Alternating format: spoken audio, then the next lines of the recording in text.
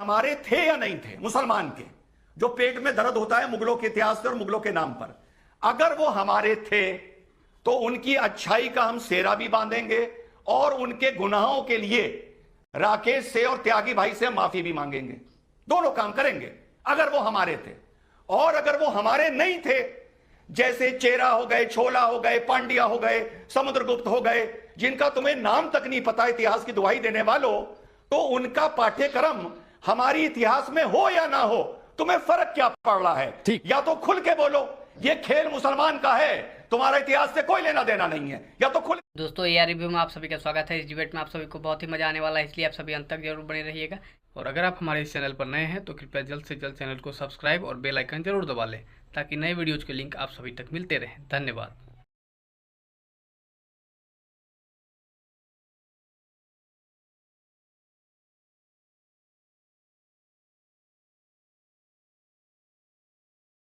उन्होंने हमारी आस्था पर प्रहार किया, मंदिरों पर प्रहार किया, जबरदस्ती कन्वर्जन कराया। अब उन्हें सिलेबस से बाहर कर दिया गया, तो कुछ लोगों को दिक्कत क्यों रही? जी शुक्रिया। जय हिंद, वंदे मातरम। आपके इसकी एक वजह है, आपके जो मुझे पहले मौका दिया इस बात की शुरुआत में एक सवाल के साथ करता हूं। चलिए माजिद भाई हमें बताएंगे कि जो मौर्यन एम्पायर था, बिना गूगल करे उसके 3 प्रमुख जो बादशाह हुए उनके नाम बताएंगे बिना गूगल करे। मैं देख रहा हूं उनको।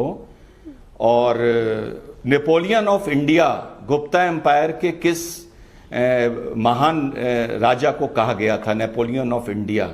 ये बहुत आसान सा सवाल है, हिस्ट्री ने जिसमें को भी हिस्ट्री में रुचि हो वो ये दे सकता है। आप बता सकते हैं माजिद भाई बिना गूगल करे? बस ऐसे ही पूछ रहा हूं, ऐसे ही, जस्ट आस्किंग, हैशटैग। बता सकते हैं आप माजिद भाई? मैं अपने मौके पे जवाब दूंगा और पूरा अच्छी तरह जवाब दूंगा कि आपको भी याद रहेगा वो जवाब। अभी मौका दिया, अभी मौका दिया। चलिए जवाब मिल गया। चलो गूगल करो जब तक मैं बोल रहा हूं, गूगल करो जब तक मैं बोल रहा हूं। अब मैं राकेश भाई मुद्दे पर आता हूं। मुझे पता था ये सवालों का बड़ा बेसिक जवाब है। चंद्रगुप्त मौर्य, बिंदुसार, अशोक, समुद्रगुप्ता को बोला गया नेपोलियन ऑफ इंडिया। जिसको जरा सा भी इतिहास में इंटरेस्ट हो, जरा सा भी, बाल बराबर, वो खट से जवाब दे देता। अब भाई को गूगल करता रहेगा, भाई मैं बोलता रहूंगा। मुझे पता था जवाब नहीं मिलेगा। ये सवाल मैंने इस बारे पूछा, ये मैं साबित कर दिया इस सवाल पूछ के कि यहां बैठे लोगों को इतिहास से कोई मतलब ही नहीं है, मतलब ही नहीं है। तो सवाल उठता है कि जब कहा जाता है मुगलों का इतिहास नहीं, इतिहास से मतलब है ही नहीं। अगर इतिहास से मतलब होता तो खटाक से जवाब आता, चंद्रगुप्त मौर्य, बिंदुसारा, अशोका, समुद्रगुप्ता। लो बता दिया। रिजवान अब बताओ। ये थी इसकी पकड़। इंटरेस्ट है सिर्फ मुगल शब्द में, इंटरेस्ट है कि वो भी मुसलमान थे और हम भी मुसलमान हैं। तो ये इतिहास से प्यार नहीं है, ये कौमी प्यार है। इसका इतिहास से कोई लेना देना नहीं है, पहली चीज। अब अगर कौमी प्यार है तो इस पर भी 2 सूरत में दे देता हूं। पहली चीज, हां एक बात और बता दूं राकेश भाई, 2 दिन पहले वेटिकन ने, पोप ने पूरी दुनिया से माफी मांगी है। जो अंग्रेजों का एक्सपेंशन हुआ, कॉलोनाइजेशन हुआ और मिशनरीज गई, उसके लिए पोप ने 3 दिन पहले पूरी दुनिया से माफी मांगी है। कहने का मतलब यह है कि नई नस्ल अपने पूर्वजों के अपराध के लिए माफी मांगती है और उनकी अच्छाई का बखान भी करती है। दोनों काम करती हैं। 72 घंटे पहले माफी मांगी है, गूगल करवा के देख लीजिएगा। तो अब सवाल उठता है कि मुगल हमारे थे या नहीं थे मुसलमान के, जो पेट में दर्द होता है मुगलों के इतिहास से और मुगलों के नाम पर। अगर वो हमारे थे तो उनकी अच्छाई का हम सेहरा भी बांधेंगे और उनके गुनाहों के लिए राकेश से और त्यागी भाई से माफी भी मांगेंगे। दोनों काम करेंगे अगर वो हमारे थे।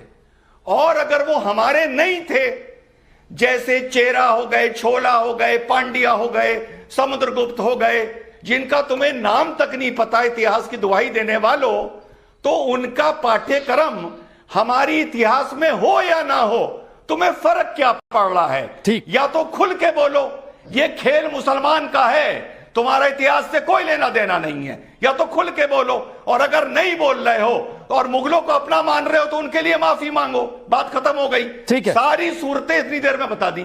माजिद हैदरी, क्या आप खुलकर माफी मांगेंगे अगर मुगलों को अपना मानते हैं तो?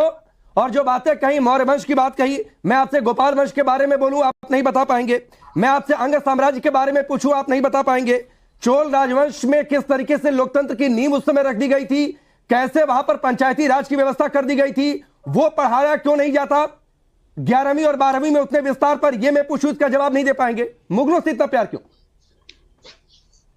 देखिए राकेश भाई, क्योंकि चर्चा का विषय मुगल साम्राज्य है, तो मैं ये कहूंगा कि योगी जी के महफिल में किस्मत आजमा कर हम भी देखेंगे, अजियां हम भी देखेंगे।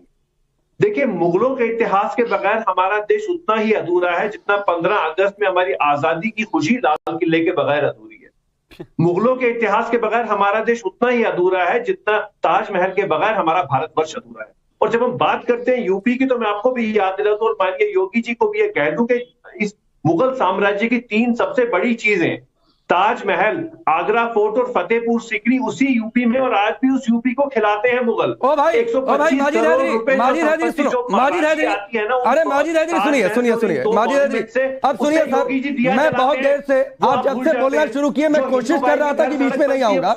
माजिद हैदरी सुनिए, सुनिए ना, पहले एक बात मैं कह दूं फिर आप आगे बढ़िएगा। माजिद हैदरी सुनिए, खिलाते हैं माजिद हैदरी सुनिए, ना तो यूपी, अब सुन लीजिए ना माजिद हैदरी, मगर मुझे ये नहीं बताया, सुनिए ना माजिद हैदरी, और भारती जी इस बात से सहमत होंगे क्योंकि सरकार इनकी भी रही है, ना तो यूपी और ना तो भारत।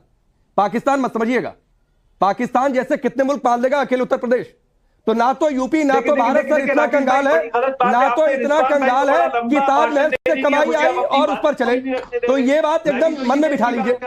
मैं उस चीज की बात कर रहा हूं जो मुगलों ने की। नहीं, आपने कहा ना कि उसके खजाने पर चल रहा है, तो सुनिए ना, सुनिए, मैं भारती जी से कहिए तो तस्दीक करवा देता हूं। 24% सुनिए माजिद हैदरी, सुनिए, ना तो यूपी ना तो भारत मुगलों की इतना कंगाल है, पाकिस्तान मत समझिएगा कि ताजमहल से आई कमाई पर आजम जिन्हें कहते थे, ठीक है ना, वो यूपी चले और देश चले। देश जो था वो सोने की चिड़िया इससे था क्योंकि 24% पूरे विश्व का जीडीपी भारत देता। अच्छा, क्या बात आप कर रहे हैं, क्या क्या छुपाएंगे आप दुनिया से? नहीं, मैं बताऊं, और सुनिए, मैं बताता हूं, सुन लीजिए माजिद हैदरी, और थोड़ी देर बाद रिजवान भाई इसका और कच्चा चिट्ठा खोल देंगे। बाबर नामा जिसका आप जिक्र करते हैं बार बार, अरे लाल किले के बगैर हमारी देश की आजादी अधूरी है, अर्थात मुगलों के बगैर हमारा देश अधूरा है। ठीक, चलिए मैं आगे बढ़ता हूं, सुनिए।